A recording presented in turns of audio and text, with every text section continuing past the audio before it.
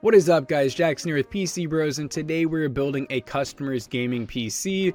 And as you can see, we got a pretty high-end build. We got a ASRock Taichi RX 9070 XT. We have an X870E. We of course have the 9850 X3D. So basically, we're looking at top-of-the-line AMD at the current time of filming.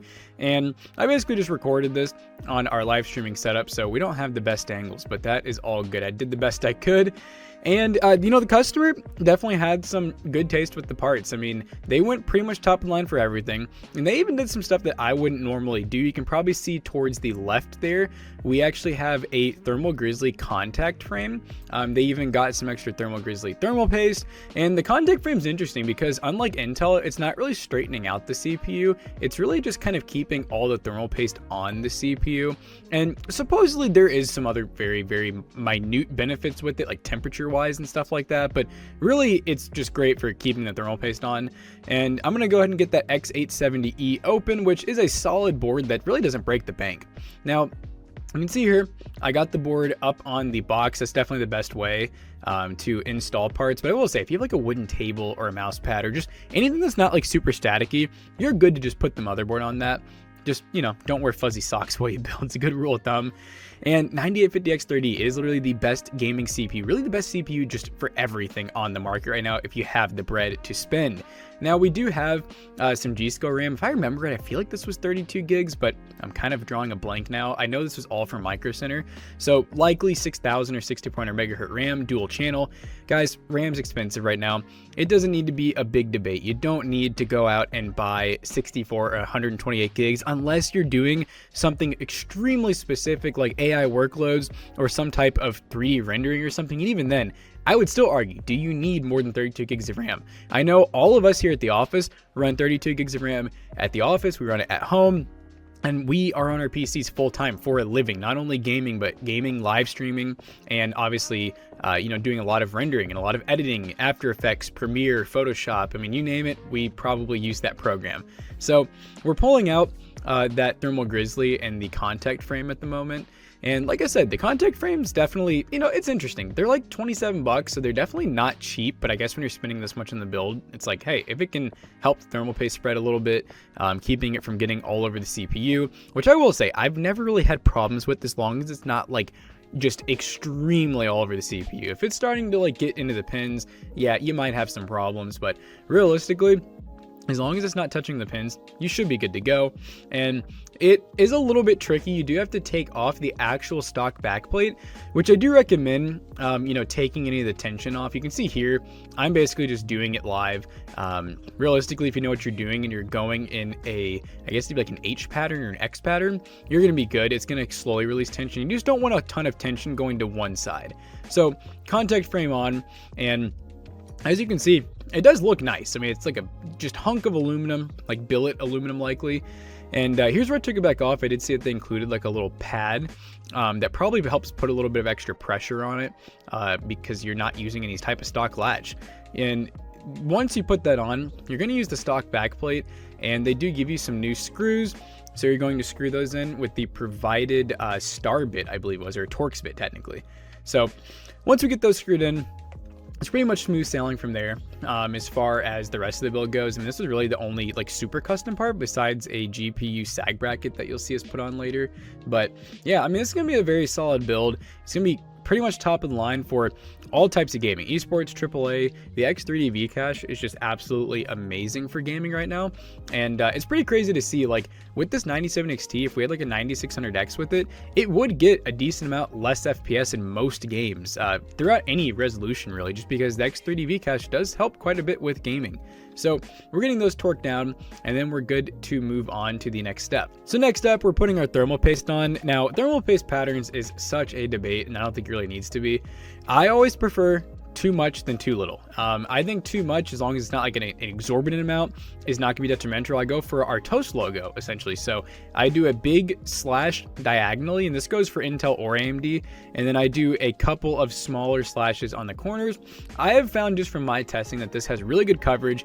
It'll have a little bit of side spillage, but not anything crazy, just a little bit. I do judge how much thermal paste I put on based on how goopy it is. And I know it's funny to say, but the goopier, the less I put on, because it's going to spread more. more. Now we got our 1TB NVMe Gen 4 in. We're putting that heatsink back on. That's good to go. And now we're opening, arguably the best cooler on the market, the Arctic Liquid Freezer 3 360 in ARGB. So this cooler is great for multiple reasons. Number one, it has a VRM cooler built in where it blows air off to the sides to cool, where you see those little heat sinks up to the top right and left. And then on top of that, it has some of the best thermal cooling, the best thermal dynamics, and that's partially due to its size. What's interesting about the 360mm and all of their coolers really is they're slightly larger than they say, so do keep that in mind when you're picking out your case.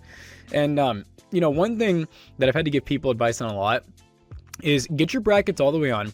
Notice how when I screw this, you probably can't tell, I'm going to be putting a lot of force on it. So it probably looks like see right there, really putting a lot of down force. If you look at me in the bottom right, you can really see how much force I'm putting down.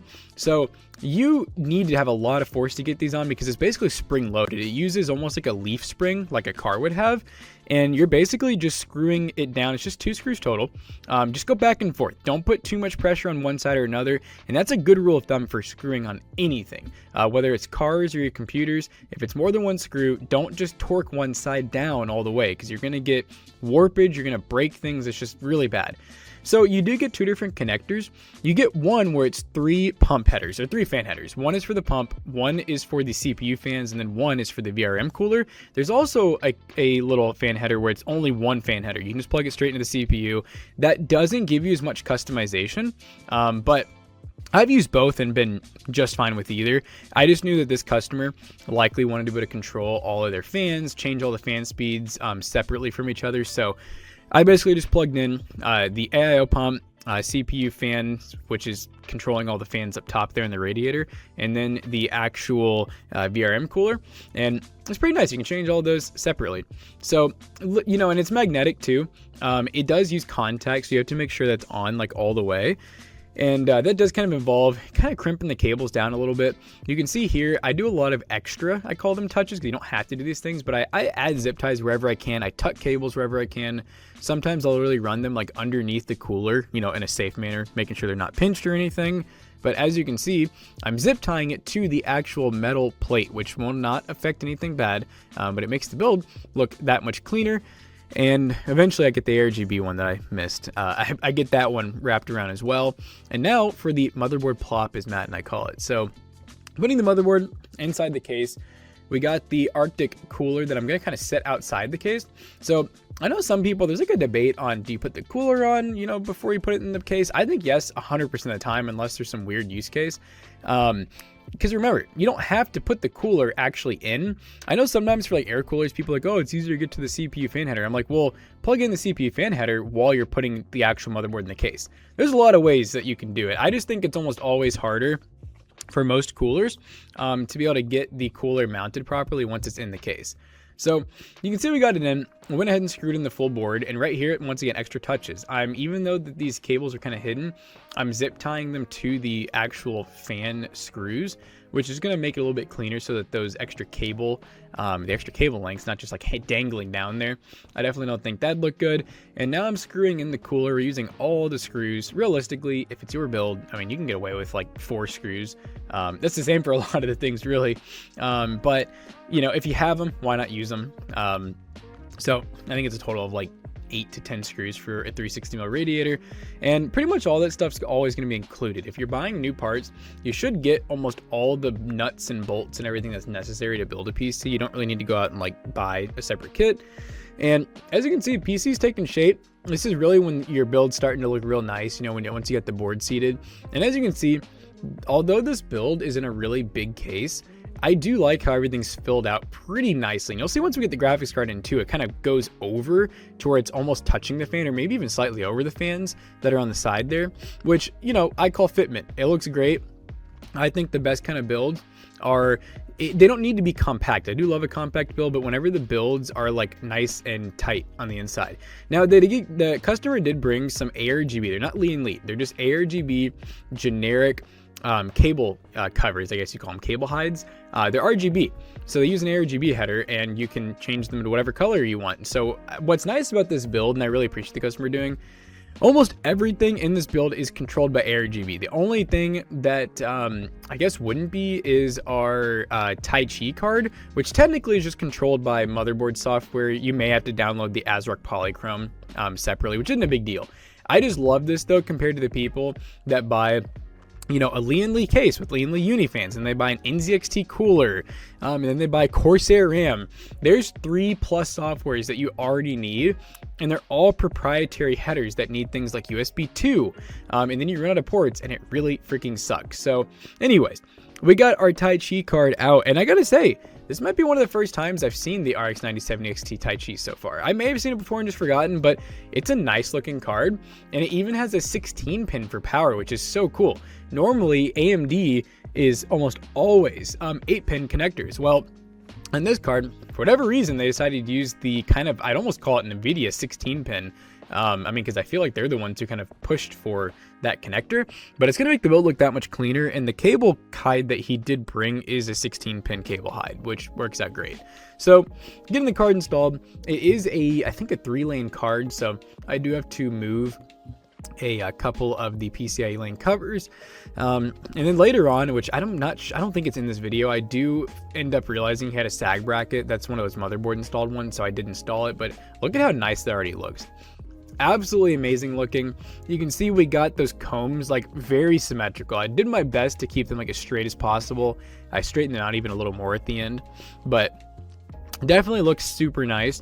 And you know, I'm already happy with it without it even being turned on. So I'm like, yep, that's definitely good. Oh, this part was insane. I opened our drawer and dropped so many freaking screws, it is not even funny. Like, that picture doesn't do it justice, I feel like, to how loud and just how many screws there were. So here's me sweeping them all up, because the last thing I want to do is make someone else do it on Monday.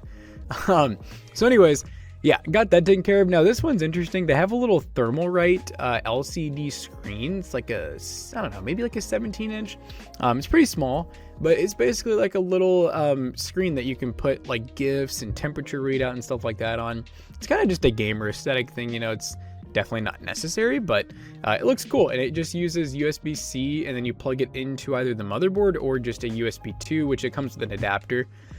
And I don't know if I got any video of this on. I will add some pictures of the end of the build completed, if assuming I got any. I'm not remembering. But anyways, the cable management, my goodness, did I have to plug in so many fan headers, so many RGB headers.